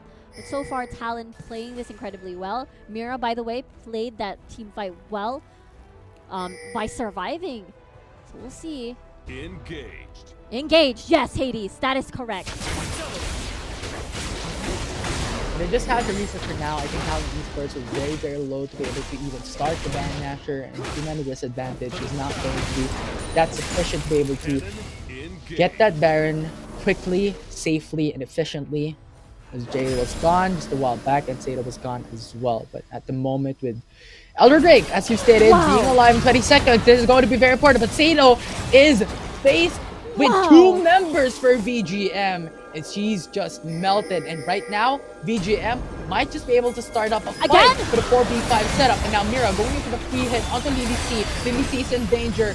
Dark Binding might just have saved her, but no, it's a Killer Instinct just going into the backside. Gets the kill on the jungle, and now Talon Esports, huge disadvantage. No jungle to be able to go into objectives as the Elder Drake and Baron is alive. Yeah, no set of split push, no jungler. Elder Drake is alive. And wow, Mira and Soju played that so well. Is this going to be a potential steal coming from Talon? They have the damage. We'll see. It's difficult, but indeed possible. Now VGM ladies. Mira, stun! And turning She's around, gone! Mira stun. Now it's Jay going in for the CC chain. That's going to be magnificent. And that's already a double kill. Elder Drake, 900 HP. They get the smite in, but VGM has costed their team 3 members for that objective. And instantly we see Mira buy that Guardian Angel, knowing the fact that if VGM wants to make the series 2-0, they gotta make risky plays. What we saw earlier previously, before the Elder Drake secured, Mira and Soju waited patiently by the brush, near the Baron, waited for Setter to come by and surprise him as she was taking that Rift Scuttler. And that was very patient. I think they waited for like 1 minute in that brush to wait for Seto. They were very patient. Now it's 3 members gone, 11 seconds on the clock. They can still defend through this poke from Talon. So we'll see how they can fight. Oh, damage! The Chain of Corruption actually just disabled the ultimate as well from Enya, so it's just too much CC, and now VGM ladies lost one of their key damage dealers in the next 40 seconds. Look at Mira though, she's gonna attack Seto. Going for the 1v1, but Jay is just around the corner going in for support. Lily C as well as there. Elizant, Dark Binding, almost connected. And the craziest part, Infinity, is that VGM ladies, they've secured the Elder Drake. Even though they have that execute buff, if you're not able to execute Talon first, they CC you first, there's really nothing here. Elder Drake buff can do. It's just slow thanks to the Soju still alive. Yeah. But yeah. I like how VGM ladies is doing this. You just have to stall it. They have to wait for enemies. Because if they force out the fight onto Talon Esports, they're at a disadvantage. And what Talon Esports is doing is also baiting out VGM ladies. So the thing is, they're just waiting for each other. It's like, it's that push and pull again that we saw earlier in Infinity. Like game number 1, waiting for each other, waiting to see who's gonna extend first, who's gonna teleport first, who's gonna be 100% committed to the fight. And I think it's, again, a test of that mental fortitude and that decision making when it comes to the late game. When we look at the gold, especially 30-minute mark when everyone is basically item locked already, you've bought everything that you needed to be bought, their inventory slots are full, and that's when the gold lead wouldn't matter as much anymore at that point of the game. So it is going towards that trend, considering the fact how the game is proceeding so far, as VGM and Talon are incredibly patient in how they move around the map. Yeah, I mean, we're already at 23 minutes into the game 2, so 13 minutes left until we reach that 36 minutes mark. I know, we're close. Now listen. Close, but Jay, there, with the sweeping ward, looking to engage that fight. Jay pushing through, Cyclone going for the knockoff. They use up the ultimate, but no follow through from Talon Esports. Good thing that they did not force Nami and Kaisa just around. Yeah, they don't want to risk it. Because whoever will lose it. Sato! That's a 3v1. Sato is in danger. Forcing out the flash over the wall. Killer Instinct over the wall. That's Sato in danger. A kill secured by VGM. Okay, they can't rush Baron. It's just too too slow at this point. They cannot. Mira, you gotta be careful here. Woo! Close. Oh, binding. Going for the 4v1. You just can't do this. Wow. Now, there's a live tidal wave. Great CC. Great ultimate coming in from Nami. But then, Lily? no kills. Will be converted. But I spoke too soon. Lily C got CC chain. VGM. Great punish. And now they have the member advantage. 2 member to be specific. And now they could force you back. Beautiful formula here coming from the VGM ladies. They kill Seto. Mira, be careful. Guardian Angel, very precious. That's a very precious resource that you will need in the next team fight. Half HP on the Baron already. The Talon Esports forcing out this contest, and now Zed is dead. Baron! Oh, Jace rather will be get it. dead, but Baron actually will be scared by VGM ladies. Teleport! Renekton coming in. The proc is there to respond. Zed is already dead. 2 members down. It's a 2-for-1 trade. Well, a 2-for-0 trade. As ADC already died just a while back. But just a great punish from Talon Esports. Even if they did not get the Baron, they still got the kills. Yeah, and they're able to buy some time, right? That's 30 seconds on the clock for Anise and Hades, more or less. So, revive. Elder Drake now spawned. This is gonna be a 3v5 situation. Take note! Teleports have been used already. Soldiers far away! We'll see. Tidal wave coming in, but Flash over the wall. Missing out the cage coming in from the Veigar. But still, the Mira damage flashing! is big. And now Rylai's just dead! Paisa! Magnificent damage just raw coming in. And now VGM ladies going for the contest as well. It's moving down. No jungle from VGM ladies. Jade going in, hooked on the wall. Talon! Space gap closed. And now it's Talon Esports getting the Elder Drake. And Elzet on the front line, putting out so much damage. GA already caught. TD in front. Not pushing through. That's already a 1-for-2 trade. Magnificent start from Talon Esports in 25 minutes, getting that Elder Drake to punish VGM. And this is the waiting game again, Infinity. This is the time where VGM has to wait, has to let the dragon expire while they make sure that they optimize and utilize and get out of that, get value out of this Baron buff to push and use it as a defense maneuver. How will Talon force these fights is the biggest question, because I doubt VGM wants to give it to them, considering that, again, they're going to be at a disadvantage not only in numbers, power, as Elder Drake has been secured by Talon. It's happening again. In 10 minutes, might see a similar situation. It's a big tug of war of Baron and Elder and a big ping pong of exchange. When we look at the map, it's the same situation. VGM game number 1 had the wave, had the map disadvantage because of their base being open. Their inhibitor tower gone immediately. Talon at that time had a lot of towers open, base is safe. But VGM is able to turn things around with patience, managing to eliminate Seto, and as well as stealing Barons and securing Elder and winning fights, getting picks.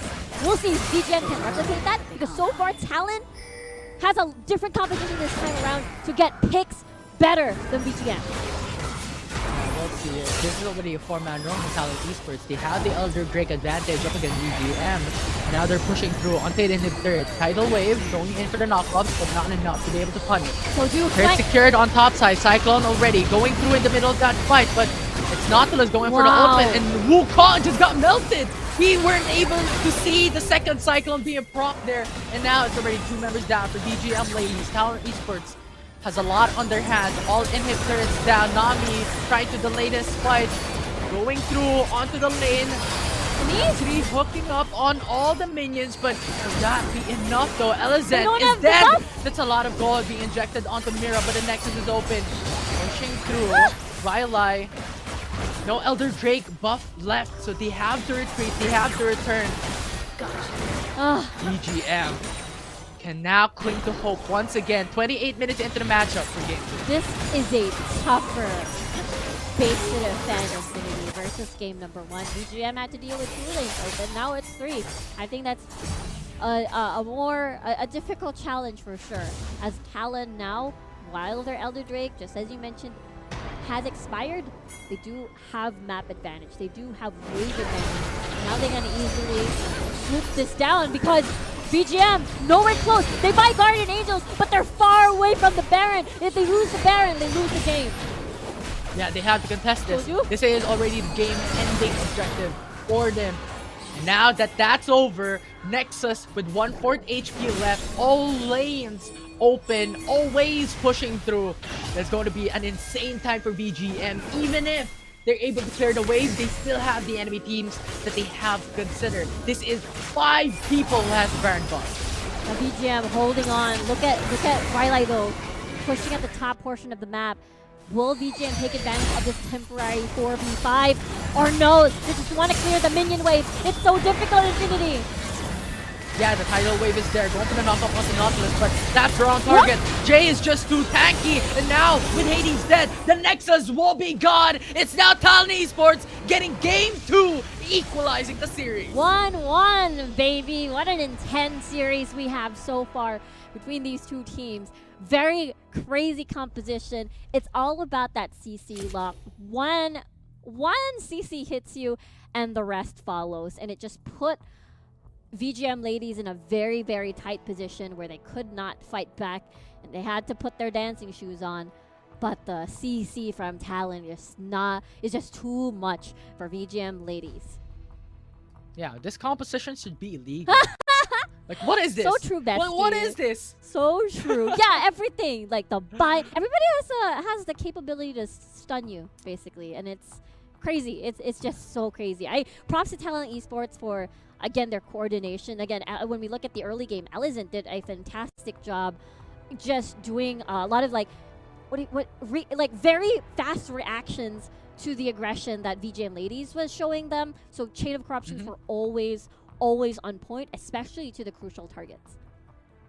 Yeah, and at this point in time, these two teams are thinking about the next game. Thinking of the draft, thinking about the bans. But the thing is, with how Talon Esports has been picking up their draft, what champions are you going to ban away up against Talon? Are you going to ban away champions that you've seen here for game 2 or for game 1?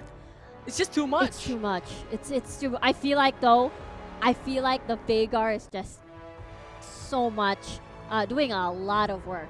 Especially the cage is very amazing when it comes to zoning, the burst potential. If you have Elder Drake and you have a Veigar, you burst someone down and that's you use your ult. It's gone. Like you just disintegrate out of existence, and that's the power of the Veigar. That's the power of the composition of Talon Esports. And now we're going into a game number 3 with incredibly long matches. By the way, both of these teams are being tested with other stamina at this point, so it's just a very, very intense way to start the first day of the FSL Wild Rift Open 4. Yeah, it's crazy. I like how you mentioned how this tournament started. We're just in the beginning. We're not even on the second series or the third series. We're not even in the quarterfinals or the grand finals. We're already here having a 3-game series to start it all off, and it's such a crazy moment. But more of that later on, so stay tuned and don't go away. We're just gonna take a short break. I'm Infinity, and this is Riku.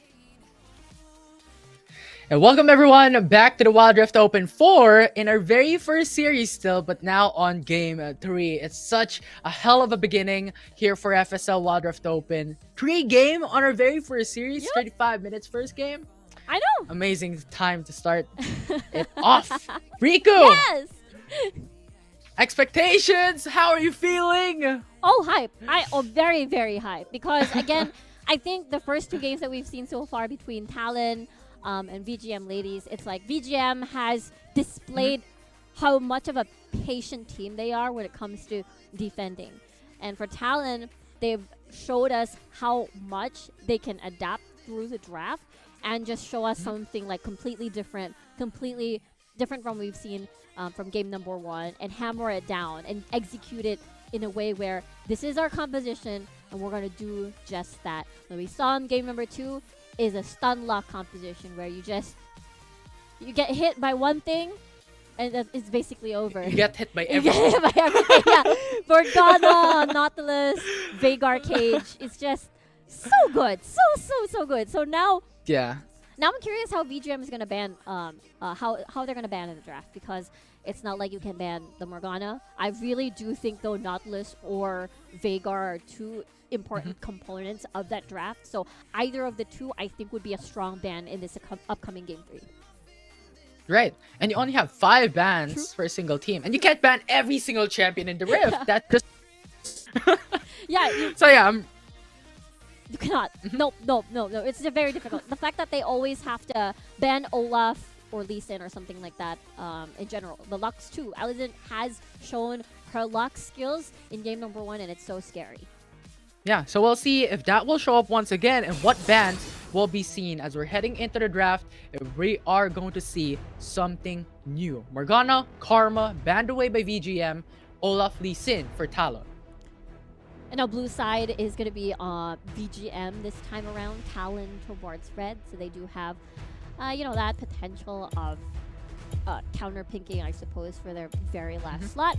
So we'll see Olaf, Lee Sin, just as we talked about. So now Lux may possibly... Oh, Lucian is now open. That was the big difference. Let's go. Mira. Yeah. Mira has shown how she can be a very scary carry when she is on champions that has agency to do so. We saw Ashe, not so much because you just spam volleys, but on the Kai'Sa, her Kai'Sa was incredibly strong, very aggressive. So this Lucian, if paired with a very aggressive support, can do wonders.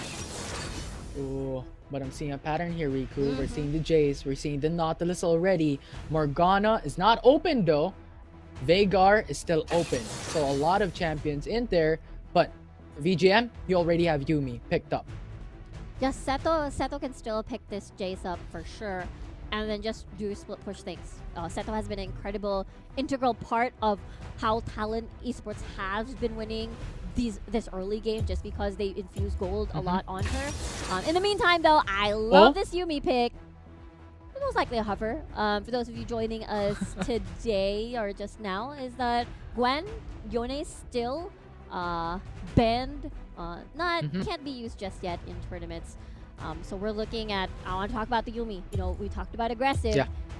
I think that's aggressive. Come level 5, Lucian, Relentless Pursuit into, that final chapter, and I think it's going to be incredibly aggressive. Yeah, and the thing about Yuumi, that she's just been reworked, like to the single detail, like her heals, her passive, all reworked. So I'm interested how Yuumi will be able to match up against Talon Esports. But considering that VGM is really patient, that they're really going in at the end of the game, 35 minutes, very, very patient, I think this could work out for them, especially with a Garen on their lineup as well, being very difficult to kill with Yuumi on top of all that. But now, here are the bans. We have Akali and Lux banned away. I think these are very smart bans, considering that they had trouble against CC. Nautilus and Vi are also potentially can CC chain you with very strong single targets. So I like this ban coming from VGM. But on their side, though, I feel like they need more CC themselves. Like, I don't think the final chapter is going to be enough to hold people down, especially if you don't angle it in a way that is going to cover everybody. So I think they need to... If Aurelia's locked in, I'm going to be very excited about this one. I'm going to be shocked. Like, where is everyone going to go? I mean, Jace and Aurelia can swap. Like, it's mid-top. Yeah. So I think right now, if they go for the Varus, then it's basically CC Lock 2.0. Again, yes, they're doing this again, Infinity. They're doing this again to BGM, ladies. But the thing is, they don't have AP. So if they go in full AD, that's going to be difficult for them. VGM could just build armor. True. It's going to be difficult. But I think Ahri fits in this scenario because Veigar's banned. Could be. Ahri has charm, has burst damage, not as powerful. Nah, they got it themselves. Yeah. Let's go, VGM ladies. I love this response. They take that potential that again CC Lock 2.0 potential on this against Talon Esports. But interesting though, the Nunu, usually we see Nunu being paired with hyper scaling carries for that buff. But this time around, they're just going to pour everything onto the Lucian, which is Mira here. I want to talk about Fizz Infinity. There's just too many things to talk about. Yeah. Okay, CC Lock, no charm, no Ahri, no problem. Because you do have Chum the Waters as a potential lock. It's not a hard CC, but it's easy to land Chum the Waters if any of the CC lands from the Vi, from the Nautilus, or from the Varus. And that's amazing. And from what you talked about a while ago, right? How VGM as well, on top of what you talked about Talon Esports, I want to talk about the opposite side, that you were telling us that we're lacking CC, we're lacking crowd control. They have Ahri, they have Nunu. Yeah. And I think what they're doing is to have a protect the queen composition, with Lucian being the center of it all. Yeah, it's not that hyper scaling scary champion like Kaisa or Vayne, but this time around it's something that relies heavily on early. So will Mira get that big 2v2 or get early leads through the first Rift Herald fight? Because it's a bit difficult when we look at Varus. Very hard to reach. He's just basically gonna poke from afar and farm from afar. You're up against Nautilus, who's incredibly tanky. You dash in, you get auto attack, you get stunned. So I think that is the struggle of Mira in the early game. But when we look in a 5v5 standpoint, that is where VGM can fight. So I'm really excited. Now that we have the third game, it is all hands on deck because this is the final matchup to see like who will win the whole series. This is a do or die basically for both Talon and VGM. It's our last game in this BO3 for both of these teams, rather. Talon Esports, VGM will be able to move on in the next stage here in our playoffs of the Wild Rift Open for match 3. It has been very intense. I am the 36-minute game that we had at the very first match, and now there's a lot on the line for this third game. Yeah. Can we reach that once again? We'll see. Possible. It's possible. Look at Ellison. Look at Talon Esports. Yeah, they're doing the same thing. This is interesting. They're doing the same thing that they did from game 2. Wait on the enemy bush and wait for an ambush. But VGM just went into the river, so it's not that ideal for Talon Esports to do. And so far, everyone's just farming. And now the question is, Riku, we have Nunu as a jungle for VGM, and I want to hear your thoughts about this specific champion, as we've seen the Sunfire Aegis be nerfed for tank junglers. I think as so long as I think his clear is pretty fine. So far, he hold that dot action. Elizant, very low. Will not be sufficient enough though to take that kill, and both APCs are quite relatively low. Elizant doesn't have any flash though. I think that's something VGM ladies can look into, and we talked about the Nunu earlier. A possible gank on towards the bot side before Rift Herald spawn may come into play. But I think my biggest concern here is fight. Soju knocked up. Charm connects onto Vi, forcing out the flash. ADC being burned by the ignite. There you go. Rylai is in danger. The root is there. Actually phenomenal. Sato coming around the corner, but the kill will be towards the side of Rylai. Flash over the wall, and now Nunu is in danger as well. As Sato comes through from the top lane. Garen to respond. Warrior has already been forced. The flash as well. Snowball being tuned up. And now Lucian come into the rescue. Gets the kill onto Sato. That's already a 1-for-1 trade in the first 2 minutes. Really nice response. And the fact that Soju lived throughout that entire thing. Yes, Talon had really nice target prioritization, knowing that they had to eliminate enemies first before anything else. Ignore Soju. You know, she's fine. We gotta eliminate the carries first. So I like Talon with a response there. I think the biggest question is, where did the kills go to? So Rylai was able to get an early kill versus Mira, which again, VGM's composition will revolve around Mira to make this top lane. And as of right now, we're looking at a goal pretty even, as both were able to trade it out. At this point in time, at what point will Talon Esports be able to get the same advantage that they've gotten from the early game? Because right now VGM is doing the same thing. Early aggression. Sato, half HP, and that knockoff just saved her. For them to accelerate, or basically replicate what they've been doing for the past 2 games. Hold that Vault Breaker, Assault and Battery, followed through with the ultimate coming in from Fizz. Goes for the knockup, but not enough to punish. And now Nuna and Bullock with a snowball coming through into the mid lane. Not connect though, so no trades from both sides. Here at the bottom side of the map, it's Elizant receiving a lot of damage coming in from Mira and Yumi. Now the root is there. Jay just got melted from the ultimate of Mira, and Yumi secures the kill.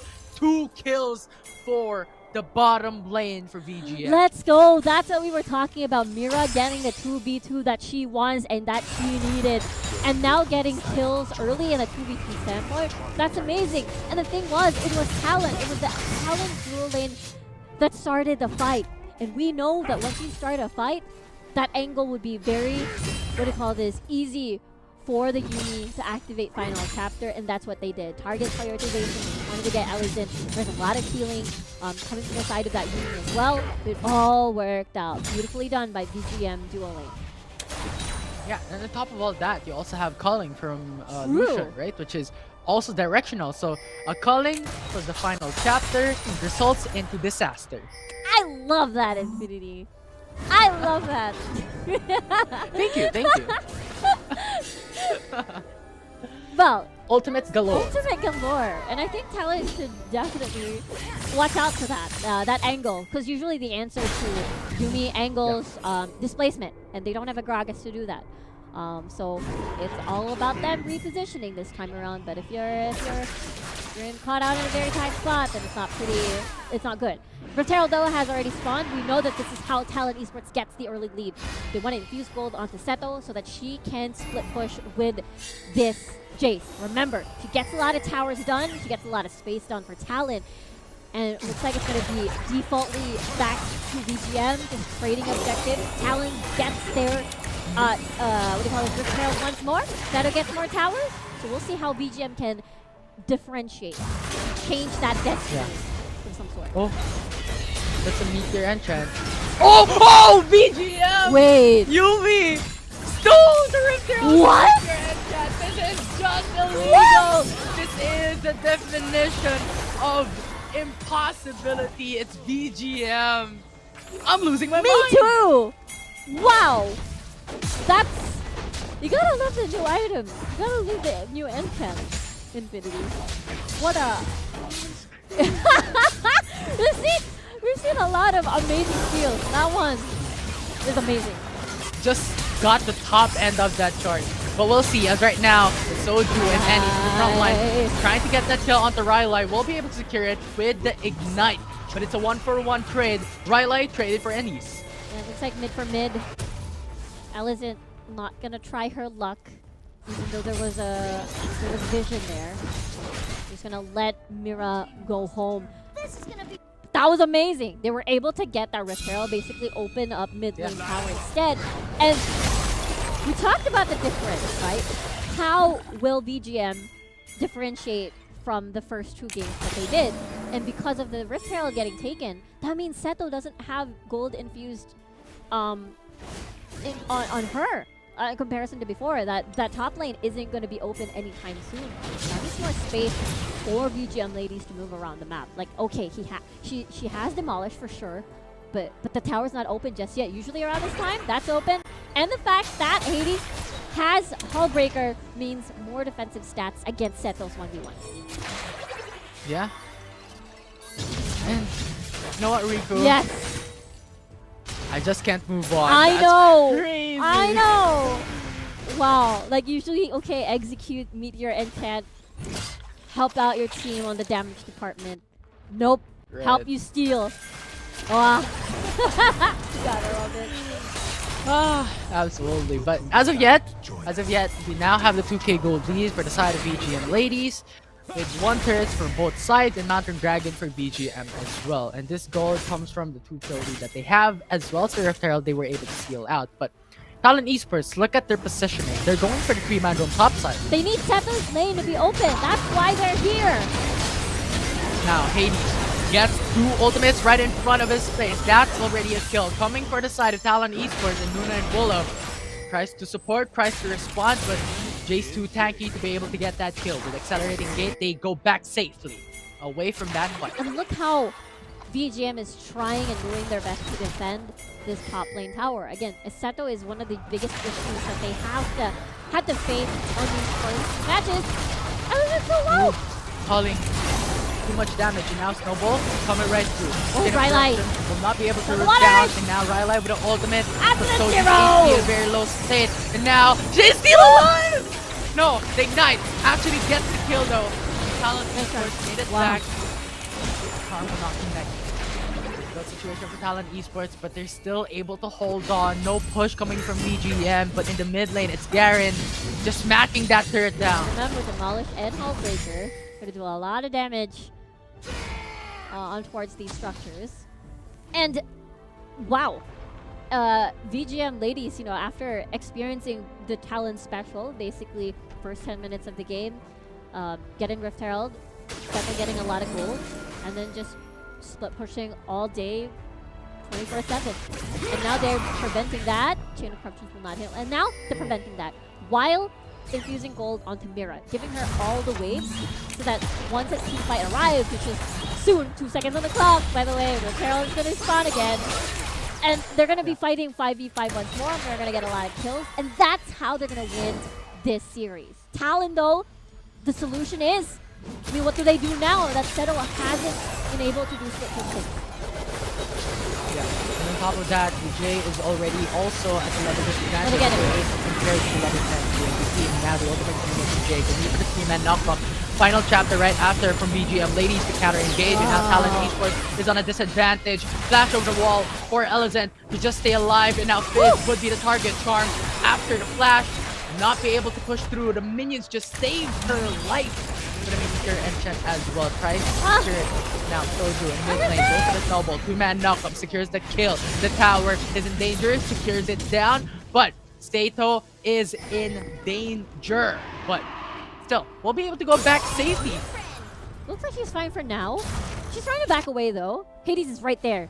She wants the kill. She has ult. Well, no. Joke. Not yet. She's gonna let him go. She's gonna let her go. Yeah. It's a prank. Ocean break. The VGM ladies plays the Rift Herald over mid lane, so that puts Talon Esports into a decision. They have to defend mid lane instead of going for that Ocean Drake.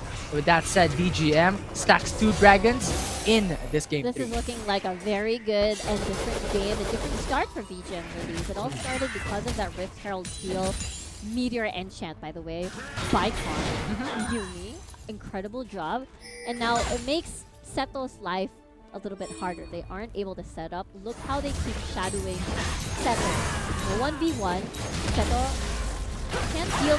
can't deal against Hades the same way as she's been doing previously. And now Mira is incredibly huge on this Lucian.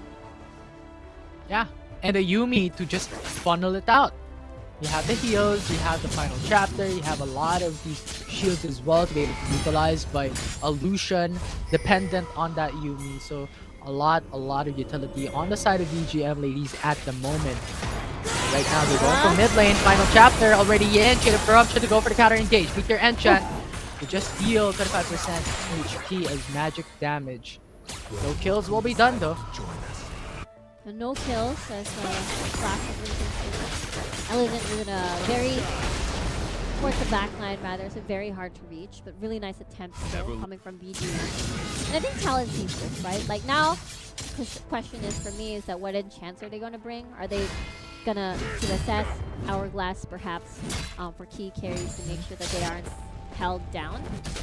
And I feel like the game has stabilized a little bit. It feels like Talon still very calm and collected, even though they couldn't get with their usual game plan reset though at the first 10 minutes of the game. They're still in check and they're still preventing these potential deaths coming being initiated by Mira.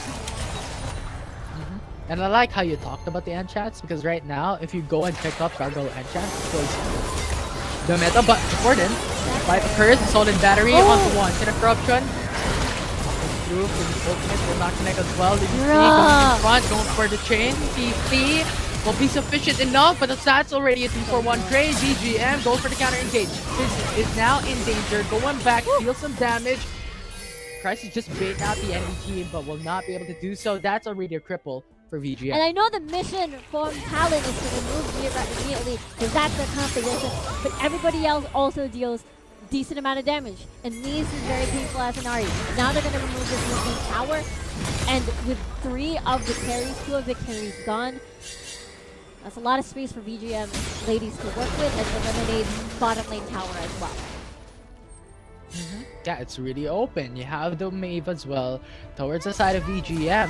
However, the Baron Actor is alive as well, so whenever this does come down into river of opportunity. Talon Esports. Are they going to defend? Are they going to go for the Will win? they be able to reach? That is the question. They only have one cannon minion is left. And wants to back away. They have a lot of running power, right? They do. And Nice has ult in a few seconds. And they don't have any reach anymore. So nicely done by VGM. Tower's still not down, but they can poke it out later on. Absolutely. Although interestingly enough, UDC just canceled the Vault Breaker a while ago. Maybe wants to disengage instead of going in for that fight. Regardless, at the moment, 14 minutes into the matchup, already a 6k gold lead for VGM with 2 dragons in their pockets to be able to utilize the Ocean Drake, the Mountain Drake. Talon Esports has to do something to be able to make it back. The story has changed from a while ago, from Game 1 and Game 2. Early progression is now towards the side of VGM. I think the biggest difference is that Settle now doesn't have good game that he wants. But at the same time, if you look at VGM's composition, it's not like anyone can just deal with Settle later on. If we're talking about, you know, the late game where everybody has maximum items. I don't think Hades is going to be enough. Yes, she can be tanky. Yes, she can stand her ground. But not enough to be aggressive against Settle. Maybe Vault Breaker going through. Gargoyle Enchant for Soju, just too tanky. Now Yumi able to get that kill. Fist connects the ultimate onto Ennis, knocks him up. But what? Yumi just got the double kill. She's scary. Now they're on the base. No minion wave though. Alexander and Riley, along with a TP coming in from Sato. Going to the base to defend for 10 seconds before the Infernal Drake comes up. It's an objective that VGM wants.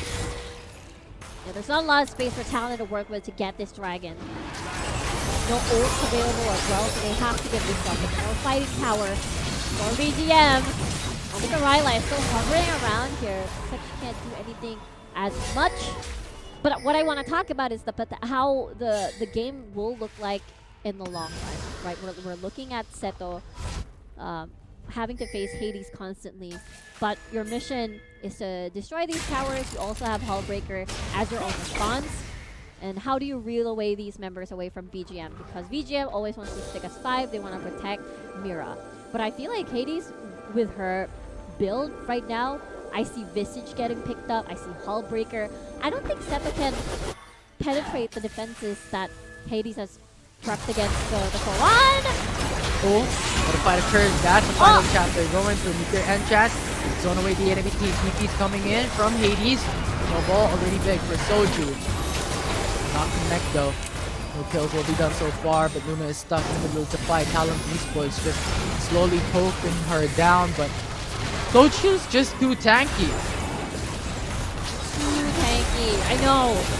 But still though. Oh, but right now, they're going back in. They're going for that engage, and now it's cleanly that Yumi being able to poke around the enemy team. Wow. He's just too scary as of the moment. Ari just went in with a Spirit Rush, able to charm in as Jay, the only one left standing for Talon Esports to defend. Nexus is open. VGM is pushing through, and they're going to secure the series up against Talon Esports.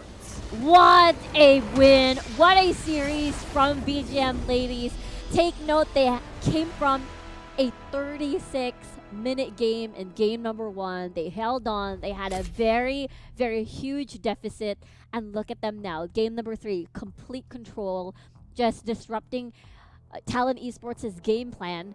And at that point, they're just incredibly, they put all their eggs on Mira's basket and basically let the Lucian carry, let Mira carry with Khan on this Yumi. Final chapter, aggressive plays, and then getting that Meteor Steal Infinity, one of the best scenes we've seen in game number 3. Crazy Rift Herald Steal with that Meteor enchant. And complete control coming from VGM. Yeah, and in the latter part of that game as well, it was Yumi who was dealing like the kills from kill to kill to kill to kill. I mean, if you're looking at the KDA, it's 5-0-11 for Yumi alone. Yeah. That's a lot. That's a lot of damage. Like almost on par as Mira's damage here. So the final chapter and all like the magic items just doing a lot of work against Talon Esports. And I like the adaptation overall. When we look at the entirety of the series, VGM is able to adjust basically, knowing that Seto is going to be a big problem the first 10 minutes and beyond. And then basically, okay, let's just get Rift Herald. Let's just shut that plan down to make sure that we get the 5v5, get Mira a lot of this gold, and then start these fights. Yeah, and I can't wait, Riku. I mean, this is just the beginning series of Wild Rift Open 4. We have 2 more series to broadcast here, and for later, we have Lotus Ladies, MXH Lotus Ladies, the first seed from Group D, and Mevis, the second seed from Group E, that will be fighting up against each other. So, Riku, a lot to expect for the second series and the third series later on. Yeah, there's just so much. There's just so much. I mean, the first series already basically set the tone of how it's gonna look like today.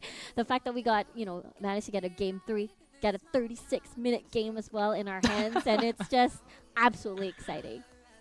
Yeah, it's a bloodshed here in League of Legends Wild Rift, and of course, more on that later on. But we're gonna take a short break for now. My name is Infinity, and the person beside me is Riku, and we're gonna take a short break and see you guys later on for the second series.